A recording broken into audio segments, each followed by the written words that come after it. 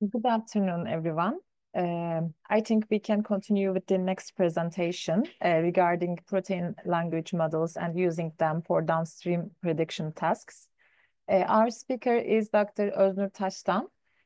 She is an associate professor at Faculty of Engineering and Natural Science of Sabancı University, affiliated with the Computer Science and Engineering and Molecular Biology, Genetics and Bioengineering programs. She obtained her PhD from Language Technologies Institute, School of Computer Science, Carnegie Mellon University. She worked as a postdoctoral researcher at Microsoft Research New England. Her research lies at the intersection of computational biology and machine learning. Öznur Hocam, the screen is yours. Thank you so much.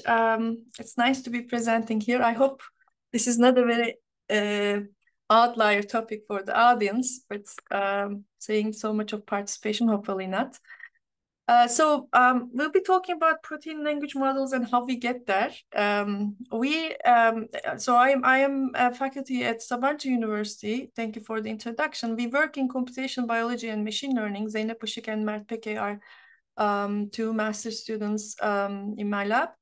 In the first part, I will be talking about giving a little bit of an introduction, and Zeynep and Mert will do the hard work and demo some task on protein language models. As a group, we haven't developed a protein language model, but we have been using it and testing them for specific problems at our hand. So I thought this could be a topic of interest.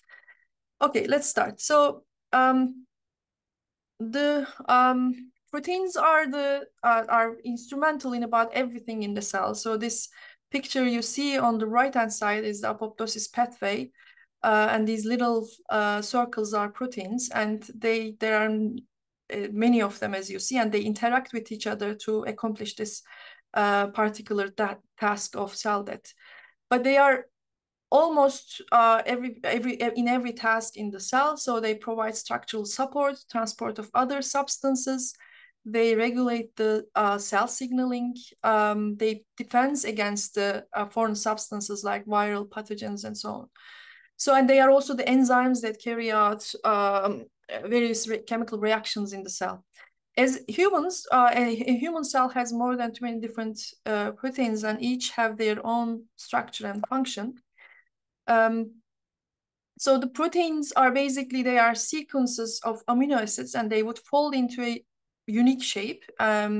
Here what you see is a hemoglobin, illustrated a hemoglobin sequence, and it will fold into a structure, and these four of the subunits will come together, and this cavity here will carry the oxygen that hemoglobin is responsible of. Proteins are actually diverse, so we have many different types of proteins because of their diversity in the function, and the protein space is also huge, but only a subset of these protein sequences are actually functional, or they can fold into a stable structure and so on. They should have, the protein sequence should encode the right combination of the amino acids so that it will be stable, it will fold correctly, it will carry for example, the binding side of the protein so that it can bind to the necessary protein that it is supposed to bind, or it should have the right structural flexibility or rigidity. So these are all evolutionary constraints on the protein sequence generation process. So this is an example of again, a hemoglobin. You can basically write the protein sequence as a string of letters. So this is a FASTA file showing the sequence of the hemoglobin. What you see as letters are these little amino acids. Think of it as a necklace, and then we have these beads, and the beads are colorful because they all have different chemical properties. So we can represent each of these 20 amino acids with one letter abbreviation, and that's why we can write this as a text. So now this analogy of text and protein sequences began even from here. So and given the protein sequence in the field since the start of the sequence projects, the field has been trying to kind of predict, given just the protein sequence, can we predict the function of this protein? Can we find the subcellular localization of this protein? Or can we figure out the structure that it's going to fold? Or find out the post-translational modification that it's going to go through and so on. So because the idea is that because we think this message, this information is embedded in the protein sequence, so we would be able to make these predictions. And it also for pragmatic purposes, because each of these things are difficult to obtain through experimental techniques. So computational biology, bioinformatics have been trying to kind of assist the experimental efforts through making predictions given the protein sequence. So these are all things you can think of, these all these downstream tasks that where the protein sequence is the input. Like one critical one would be like, given this protein sequence, can you predict it's going to bind to a certain drug or other molecules like other proteins, DNA, RNA, and so on. These are all very critical million-dollar questions that could drive like drug discovery or different therapeutic approaches and so on, or unreveal some mystery in the cell, how things are happening. So the first part of the presentation is like going to go through like, how did we used to do this, like before the protein language models? How do we encode? How do we, given a protein sequence, how would you input into a machine learning model? So like a similar evaluation to NLP and vision fields, we are going through a similar phases. So we have been handcrafting features to represent the protein sequences. I'm going to go through some of them to kind of to give an idea of what kind of information should be represented in these protein sequences. So of course the dumbest encoding is the one hot representation, which is just the identity of the amino acid. So your amino acid will get 1, everything else will get 0. So you can encode your protein sequence per amino acid with a 20 letter vector. In this case, you have also this extra unknown amino acid type. But this doesn't include any semantic or physicochemical relationships of the amino acid types. But the amino acids are actual molecules. They have different properties. For example, some of them are basic, some of them are acidic, some of them are big, some of them are small, some of them are hydrophobic, some of them are hydrophilic. So this encoding will not include anything. So people have also encoded them through these properties, and these are independent of machine learning field. People have been trying to kind of compute or measure the properties of these amino acids. And if you go to EuroCC, you would get there is a site called ProScale, and you will find all these different amino acid property scales. And this is only a subset. There are hundreds of them. So if you click on, for example, polarity, this will show you how Gratham in 1974 has measured these different amino acids polarity levels. So each number will indicate how polar this amino acid is. And if you go to a hydrophobicity scale, it will tell you how hydrophobic or how not hydrophilic this amino acid is. So you could actually use these numbers to represent your letters. Like instead of the letters, you can encode it with this numbers, continuous numbers, and use them input to your machine learning model. And people have done this for different various tasks. There are also methods that tries to summarize this entire different properties, because you have these properties for anything that you can think of, like bulkiness, like beta sheet propensity, and so on. And you could actually compress this into a lower dimensional representation. And there is one paper that we have also used previously that does this through a nonlinear Fisher transformation. Think of it as a fancy way of doing a principal component analysis, and like reducing your this various amino acid properties into a dense vector. So you can then take this entry from this matrix and represent your amino acid with this.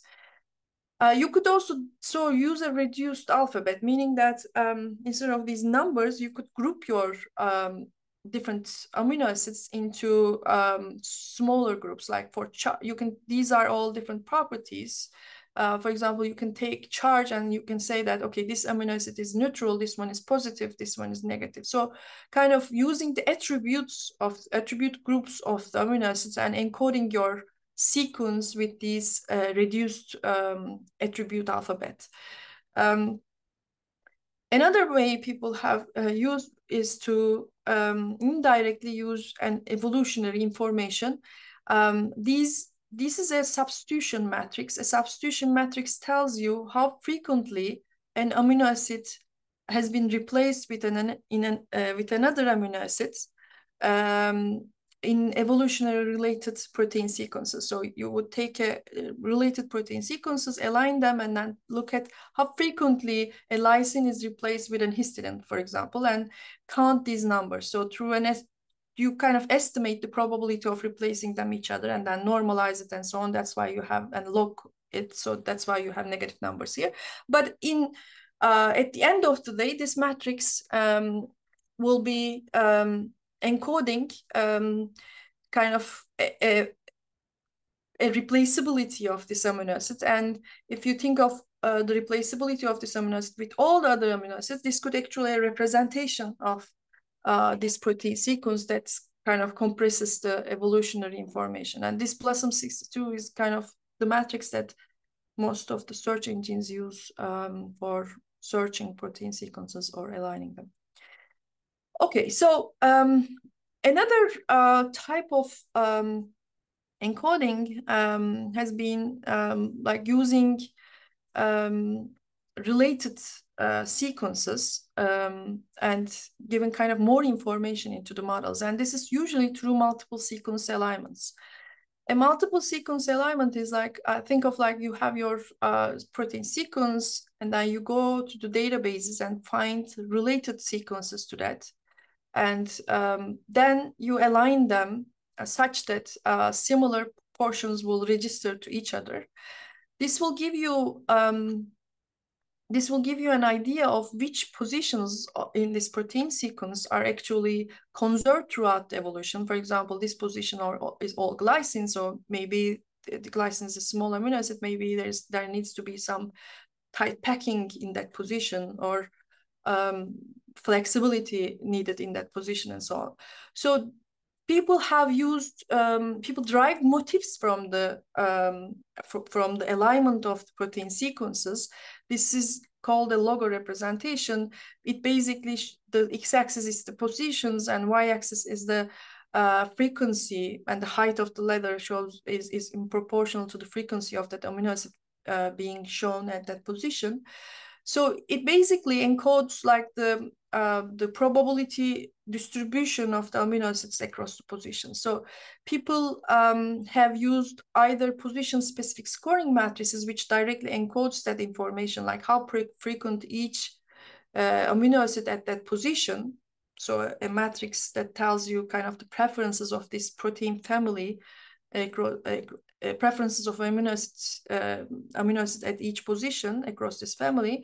Or people have discovered motifs, like sequence motifs, usually in terms of regular expression patterns, and use this as features in the protein sequences. For example, if you have a simulation, this is a post-translational modification, a simulation motif, then you would go and look at your protein sequence, whether it exists or not, and you could use this information as a feature to your machine learning model. People also use like conservation scores derived from the multiple sequence alignment, which regions of the protein is conserved, which regions are more variable, allowed to mutate, and so on. There is also hidden Markov models, which have been used to model these sequences, and these matrices are also input to the subsequent machine learning models. So then this wave of representation learning also hit protein science as well. So instead of like handcrafting these features, trying to come up with like inputting this biological knowledge and computing these things per hand, can we learn representation of the protein sequences automatically? So this this has less human intervention or bias, but you require lots of protein sequences to be able to learn this. And one early approach was the analogous version, this ProtVec approach, which is analogous to word-to-vec approach. I'm sure most of our audience have heard about the word-to-vec approach and this famous example of like king is to queen and man is to woman. So the idea is by using a neural network where you try to predict the middle word from the context or the surrounding words from the given word. You try to you project each of your words into a lower dimensional space, and this projection vector is actually encapsulates the semantics of that word. So if you can represent king with the right 100-dimensional vector, let's say, and man also with a high-dimensional vector, if they are correct, then you can do vector algebra like this. Like if you were to subtract man from king, you would arrive to queen and so on. So the ProtVec model used the skipgram architecture. ProtVec uses two different architectures. This one used the skipgram architecture. So given the word, try to predict the surrounding words inside the with this architecture. So this middle layer would be with the projection. Although the task itself seems not like a important task, to be able to do that, you have to kind of represent your word accurately to be able to overcome this task, right? So this basically learns a representation of the word. So in the case of protein sequences, Asghari et al. Has applied this as follows. Given this protein sequence, it would create first trigrams of the amino acids, starting from the beginning, and then it will start from the second position, it will start from the third position, so generate all these words from a single protein, and train this model on a very large corpus. And at the end of the day, it will give you a 100-dimensional vector for each of the trigrams. So whenever you have a protein sequence, you would first generate the trigrams and then get these 100-dimensional vectors. And one way to summarize is to average them for the protein sequence. So, and in the meantime, the NLP field moved forward. Like there is this classical examples that same word in different contexts would mean different things, right? In this example, the first sentence is about the bug in the software. In the second one, it's the bug, this organism, right? This animal. So the same word actually in different contexts means different things. Whereas in this approach, you have a single representation, maybe a nice semantic representation, but it's something that doesn't differ when you have different contexts. So is this really relevant to protein sequences? If you think of the protein sequences, and let's say think of valine, this is a hydrophobic amino acid. If it was embedded in a transmembrane, if it was in a transmembrane protein and in its hydrophobic core, so transmembrane proteins are embedded in the lipid bilayer. They go through the lipid bilayer. So the environment here is highly, these needs to be hydrophobic to be able to bury it into this lipid bilayer. So the valine there helps maintain this membrane stability, and its kind of role is like forming this hydrophobic core. Whereas a valine that is in a globular protein, and let's say on the surface, it might be acting in the intermolecular interaction of this protein. So its role is completely different. So different contexts, different meanings for these amino acids. So, and in the meantime, also we had more sequencing projects being completed, and we have millions of sequences deposited in the databases.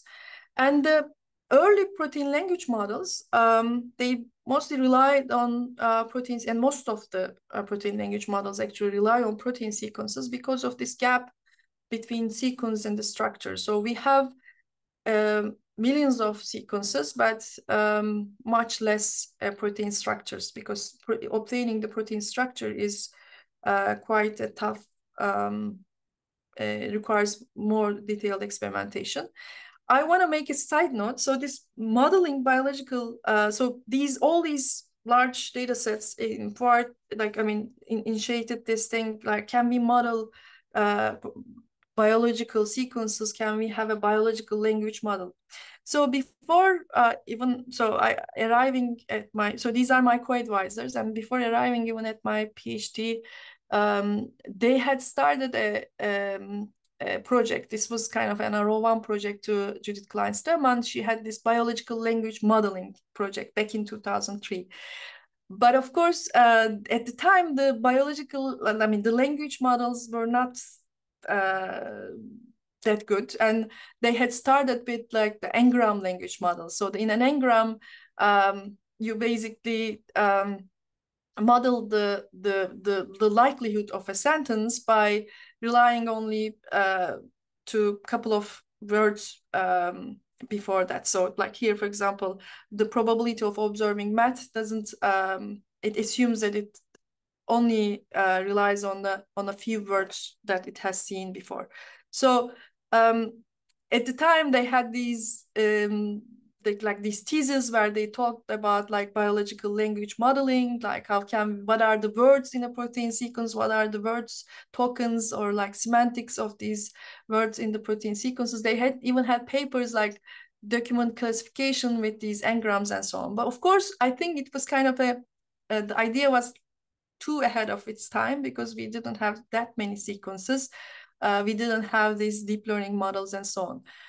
In the meantime, in NLP, we had these bird-like models where, so to learn these contextualized embeddings.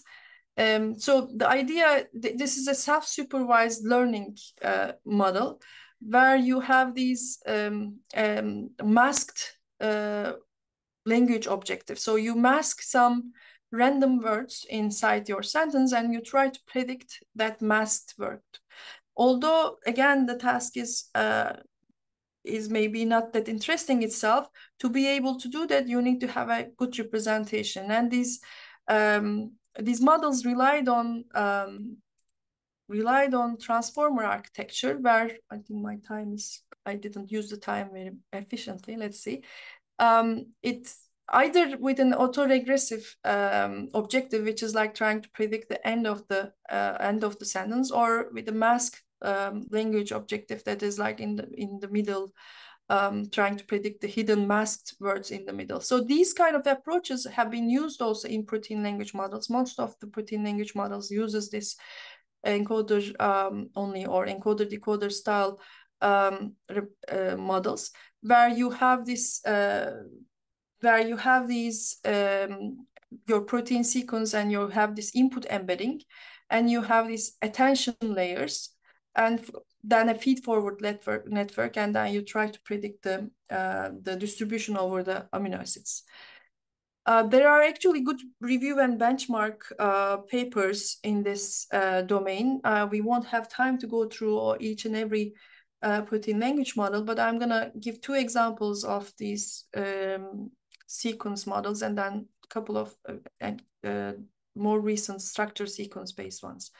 One of the early models was this ProtTrans family of models, and ProtBERT is one of among them. There is also, they have different namings inside this.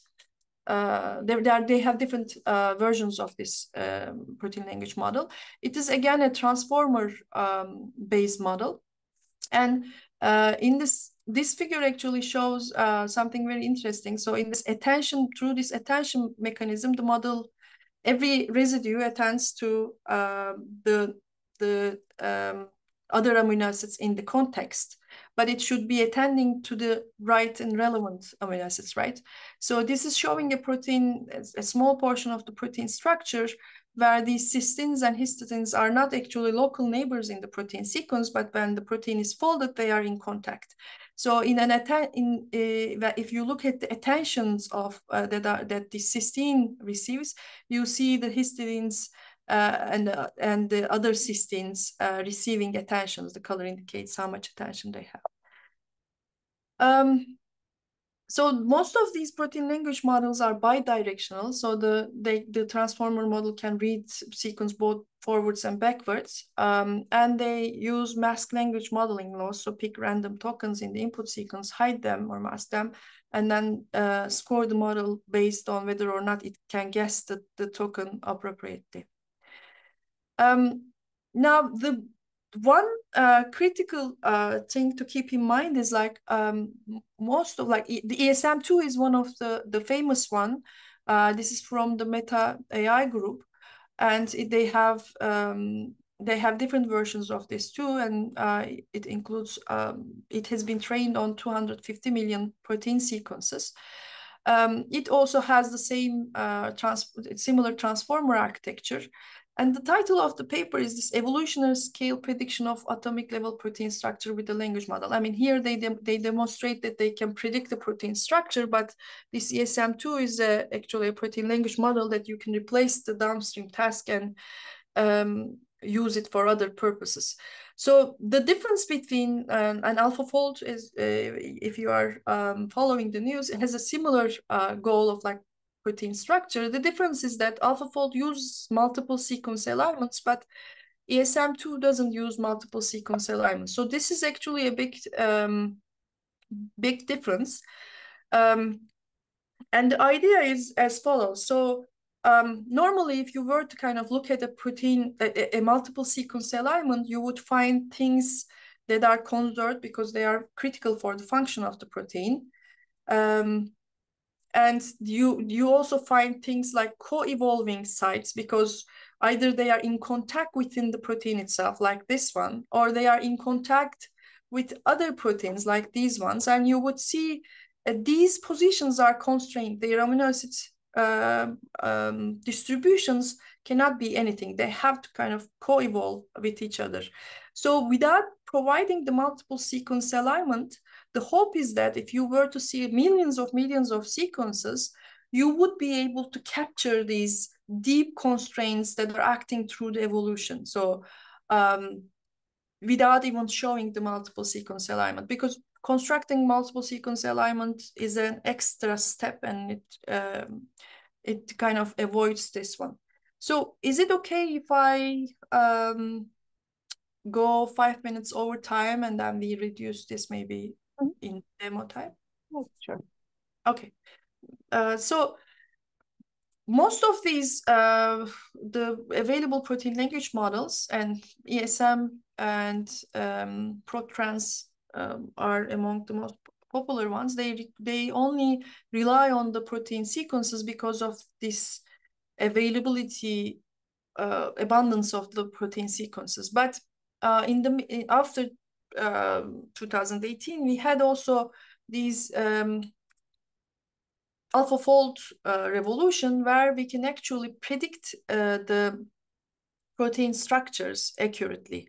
It doesn't, of course, works all the time. Like for disordered proteins, it won't work properly, or for certain types of protein interactions and so on. But for many proteins, we have now like over 200 million structures. So this gap between sequence and structure is kind of reduced. And this also started a new wave of protein language models, which are informed by the protein structure. So SA-Prot is one such model that came out in 2024 in ICLR. The idea here is to, instead of just using the sequence of amino acids that are in the primary sequence of the protein, using also a sequence of structure.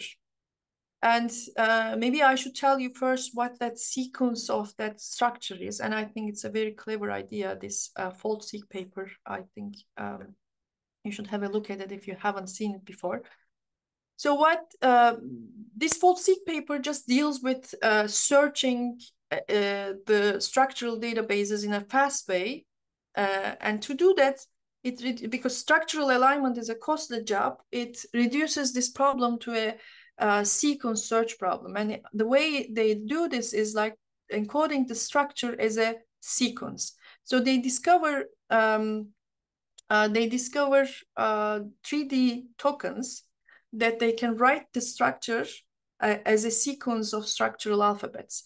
And to do that, what they do is like in a protein sequence, they would go and find a virtual center and then look at the neighboring atoms and then drive lots of features, kind of distance to the carbon alpha atom of the neighboring residue, blah, blah. So many structural features and put it into an encoder, autoencoder, and variational autoencoder actually, and compress this in a lower alphabet. So in the middle layer of this variational autoencoder, they discover these substructures that are actually new letters. So for example, this is a latent state representation of the alphabet that's been learned. So these letters are actually now not the amino acid letters, but they correspond to these little structures in the protein structure.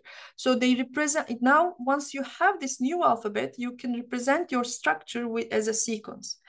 So this SA-Prot paper also made use of this fold-seq alphabet structure. They call it the 3DI states. So here they have the actual protein sequence, they have the new structural sequence, and they pair them and create a new structure-aware alphabet by just coupling them to each other. So, and now they use this structure-aware sequence to train the model. Another approach, which is kind of the same group, the Ross group, developed this, the same group that developed the ProTrans family of models. They also make use of this 3DI sequence, and now they extend their earlier model. What they do is they translate between the amino acid sequence and the structural sequence, and being able to do this translation, they learn a good representation of the amino acid sequence. There is also now newer models coming up, and ESM3 is the latest model that Meta has released. This one incorporates not only the structure, but also the function of the protein as well. So it kind of gives more context to the sequence, and this is kind of a multimodal learning approach to protein language models. In the last part, I will talk briefly about the fine-tuning with LoRa. Initially, we had said that this will last 45 minutes and the demo would be shorter. Then we changed in the last minute. I think it was a better estimate at the beginning. So in the demo, Merta and Zeynep will be also showing a little bit of fine-tuning with LoRa. The idea here is that whenever we have these pre-trained models that are trained on millions of sequences, just using them as is might not work all the time. So we might need to fine tune, just like in the vision models or the NLP models, we need to fine tune them to a downstream task with the data we have for our downstream task. And the regular fine tuning would require updating, if we assume that we are updating all the parameters, it will require you to store as many parameters as the original model. LoRa solved this problem in a clever way. This is called the long-range adaptation approach. So what they do is they actually represent this update matrix as the multiplication of two lower rank matrices. So the original update matrix is represented as multiplication of AB, where the rank is smaller. So that reduces the number of parameters needs to be updated. So what happens is like, so this is our initial model weights. These are frozen.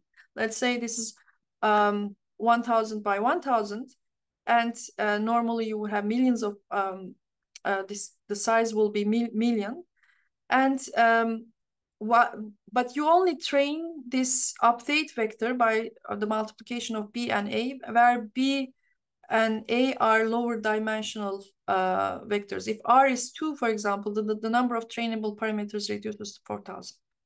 So you froze this, you only update this part with your downstream task, and you edit your original weights and get your updated weights. So I will also now briefly introduce the task that Zeynep and Mert will be demonstrating the PLMs.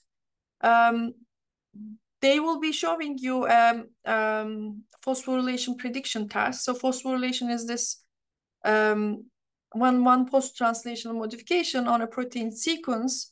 Certain residues can receive phosphate groups, and kinases would, and this is kind of abundant in especially cell signaling. Phosphorylation events are a lot, so these little P's are showing you all the events happening in the cell signaling. So a kinase would come and then add this phosphate group. So the task is given a sequence, a protein sequence, and that's potentially have a residue that can accept the phosphate group like serine, threonine, and so on.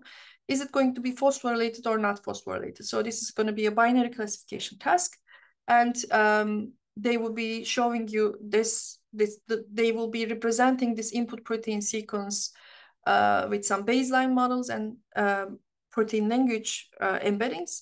And then Zeynep will first show you how to get the embeddings, and Mert will show you how to fine-tune the model with and without LoRa. And yeah, that will be the end of my presentation. If you have questions, I can take it now or... Yeah, thank you for the insightful talk. I think there are some questions. So a participant asked that if we could use machine learning as opposed to chromatographic analysis of downstream processing. Chromatographic analysis of what? For downstream processing. But chromatographic analysis, I'm not an expert on this, but I'm guessing this is like an experimental technique for various things. So probably if you could formulate this as a machine learning task, and if you have some data, I guess it's possible. And another question, for Prodbert model, can we go over how the model handles the fact that some amino acids may interact with amino acids far from its locus in the primary structure post-folding? Through the attention mechanism, just like the regular BERT models, there is this attention vector that is learned through the training. So whether these long distance amino acids are relevant to that position. Another question.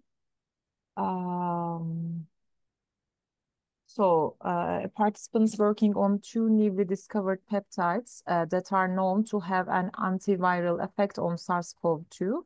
There are currently no sequences on these peptides in the protein data bank. How accurate can protein prediction be? How accurate can protein prediction be? Also, what do you think about AlphaFold 3? So I guess the first question is like, if your protein sequence is not deposited in the anywhere, you could still use it because you have the protein sequence, so you can actually input this to the models and then make a prediction.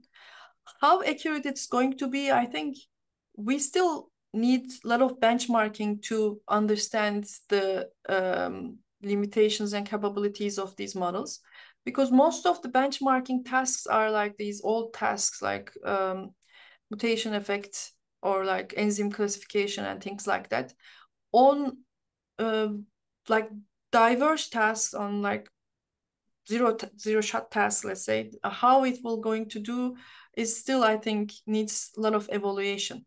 So I don't know in this particular case it's going to work or not. you. So the final question. Is it possible to use image processing in protein 3D structure and binding properties? There are actually methods that, like Tunca Hoca, I think, from Hacettepe University, he had used for drug-related predictions. He had turned the drug structures into an image and then made predictions using these images. It is possible, I think. But on the other hand, the 3D coordinates already give you a lot of information, so you can also leverage that information instead of converting them into an image. But that is also another modality if you convert them into an image. But you have to take lots of pictures of the protein, I think, because it's actually in 3D, not in 2D. Thank you for the great talk, Öznur Hocam. So, and thank you for the contribution, of course. So we can have, I think, 5 minutes coffee break now. Then we will continue with the demo part. Okay, thank you. Thank you.